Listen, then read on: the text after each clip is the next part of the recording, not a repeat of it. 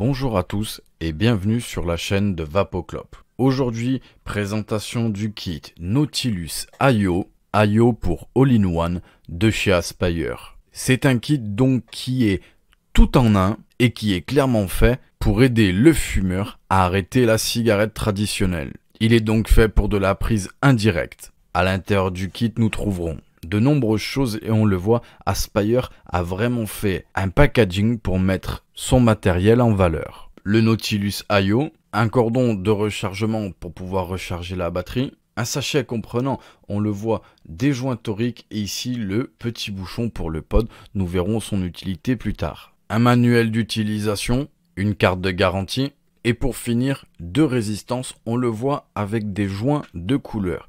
Ici, celle qui a un joint blanc est appelée chez Aspire la résistance Nautilus BVC Regular. BVC pour Bottom Vertical Coil, qui a un ohmage de 1,8 et qui est préconisé entre 10 et 14 watts. Au niveau de la seconde résistance, on le voit avec des joints verts. C'est une résistance toujours appelée chez Aspire BVC pour Bottom Vertical Coil, mais qui est faite spécifiquement pour les liquides en sel de nicotine. Elle est également à 1,8 ohms et préconisée entre 10 et 12 watts. Au niveau du Nautilus IO, il mesure une hauteur totale de 87,5 mm pour une largeur de 37 mm et ici une épaisseur au maximum de 21 mm.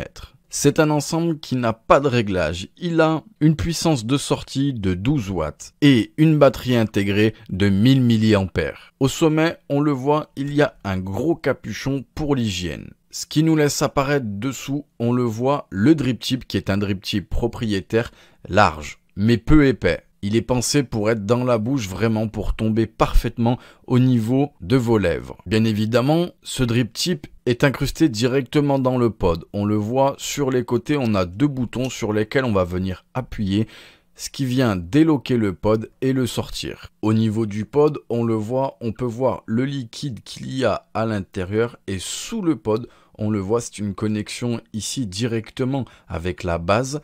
Et comme vous pouvez le voir, cette base peut varier de gauche à droite pour plus ou moins ouvrir ou fermer les arrivées d'air. Mais rappelez-vous, ça reste de la prise indirecte. Je pourrais également saisir cette base et la dévisser, ce qui laissera apparaître tout simplement l'emplacement de la résistance que je viendrai mettre comme ceci et que je viendrai refermer. Dessous, ici, vous voyez, il y a une petite partie orange. Et nous avons un second que je vous ai montré tout à l'heure dans le petit sachet comprenant les joints. Je vais pouvoir comme ceci saisir ici et le sortir.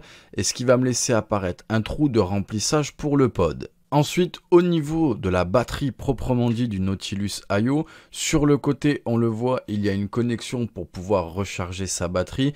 Ici, nous avons un bouton Fire sur lequel je vais devoir cliquer 5 fois pour pouvoir démarrer la box. On le voit, la box démarre.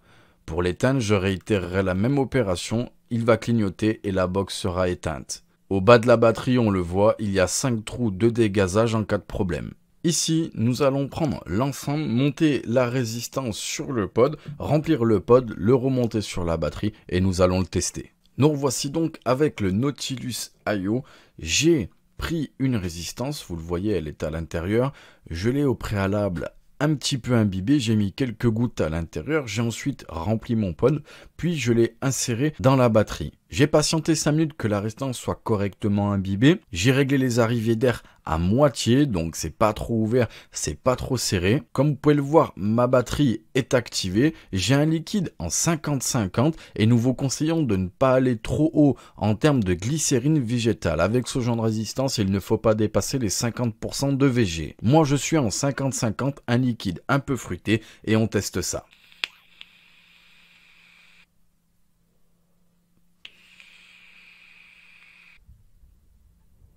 Comme vous pouvez le voir et vous avez pu l'entendre, il fonctionne très bien. Clairement, on a un tirage qui n'est pas trop aérien. On est vraiment sur un ensemble, donc le All-in-One, qui est fait pour arrêter de fumer. Avec le bon taux de nicotine, c'est vraiment très agréable à utiliser. Il a une capacité, je le rappelle, de 1000 mAh, donc clairement, il ne fera pas défaut sur la journée. En termes de restitution de la saveur, ce sont des résistances déjà bien connues chez Aspire qui ont fait leur preuve depuis de nombreuses années. Elles sont vraiment performantes en termes de goût. Ça n'avantage ni les liquides gourmands ni les liquides fruités. C'est une restitution qui est neutre et pas loin de la perfection. Ce genre de kit est clairement destiné aux fumeurs qui veulent commencer la cigarette électronique dans de bonnes conditions. Il n'y a pas énormément de réglages, c'est simple et efficace. Et avec ce genre de kit, ils auront de grandes chances de quitter la cigarette traditionnelle. Voilà, ce sera tout pour le kit Nautilus IO de chez Aspire et nous vous remercions d'avoir regardé cette vidéo sur la chaîne de Vapoclop.